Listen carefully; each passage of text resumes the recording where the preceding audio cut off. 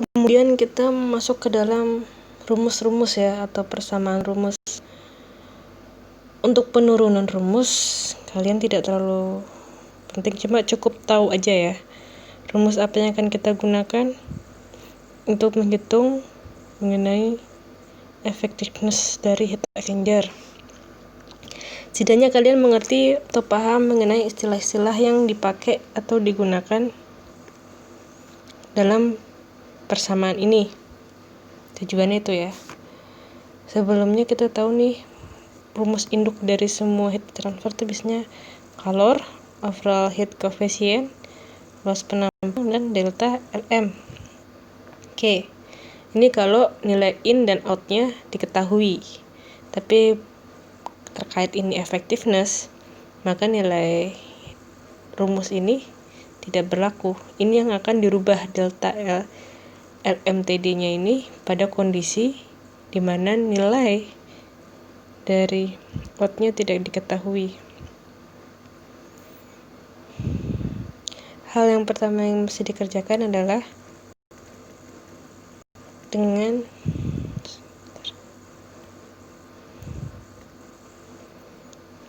masukkan persamaan QMC delta T.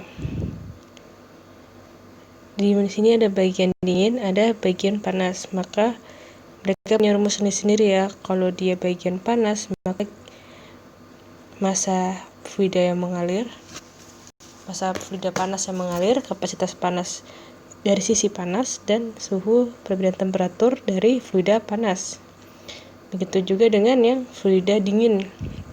Massa dikali kapasitas panas si pendingin ya, punya si fluida dingin, dikali dengan delta T si suhu pendingin.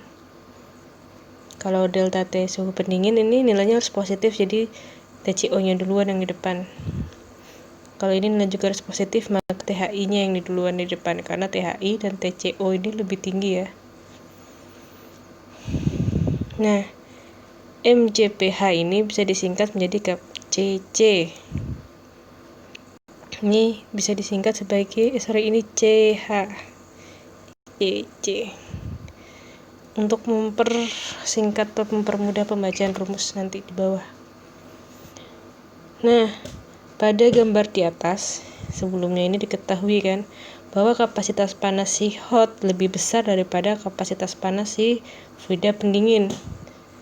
Sehingga diasumsikan atau dianggap bahwa si CC ini nilainya adalah C minimum ya, atau minimum heat capacity-nya dimiliki oleh si fluida pendingin.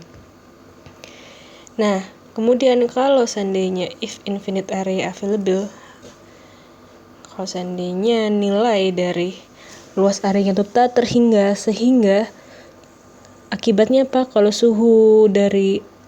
jarak dari luas transfernya ini sangat jauh, tak terhingga, maka yang terjadi adalah TCO nilainya, kalau seandainya distannya tak terhingga, maka TCO nilainya akan sama dengan THI. Nilainya akan sama dengan THI bila luas area penampangnya itu infinite ya, tak terhingga, sampai si pendingin ini suhunya sama dengan si suhu panas masuk.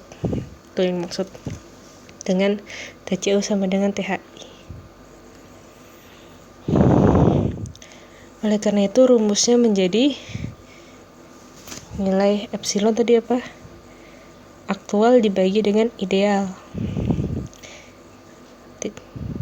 THI dikurang TCI, THI dikurang TH out. Ini nilai dari aktual yang atas, aktual ideal.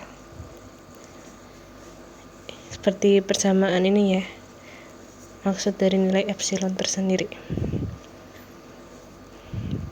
Kalau seandainya ini terjadi kalau CH lebih kecil daripada CC, maka nilai dari TH out-nya sama dengan TCI.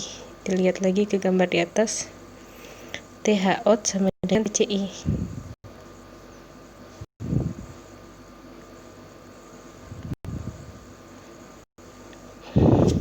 Kalau ini sangat-sangat panjang tak terhingga, THI-nya lama-lama turun sampai suhu pendingin. Yang dimaksud dengan THO sama dengan TCI. Maka rumusnya kembalikannya ya. Di atas TC out dikurang TCI per TCH THI di min TCI. Oke. Kalau kalian perhatikan di rumus ini, nilai yang di bawah akan sama ya, mau baik dia CC-nya sebagai C minimum ataupun CH-nya sebagai C minimum. Nilai bawahnya akan menjadi sama ya, TC min sama dikalikan dengan THI minus TCI. Kemudian yang atas itu nilai numeratornya adalah nilai aktual. Kenapa disebut aktual? Kembali lagi ke konsep dari effectiveness itu sendiri. Effectiveness adalah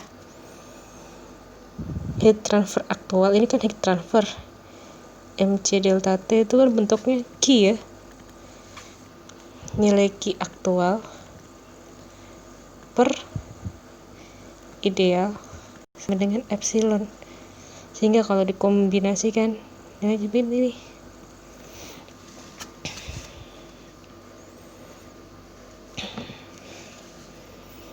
Q sama dengan epsilon dikalikan C min THI minus TCI.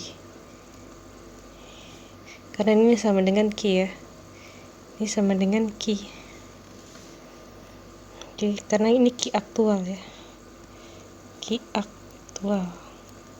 Epsilon sama dengan C min THI min TCI. Nah, kalau kalian lihat di persamaan 4.9 strip 10 ini tidak ada atau tidak memerlukan nilai TC out.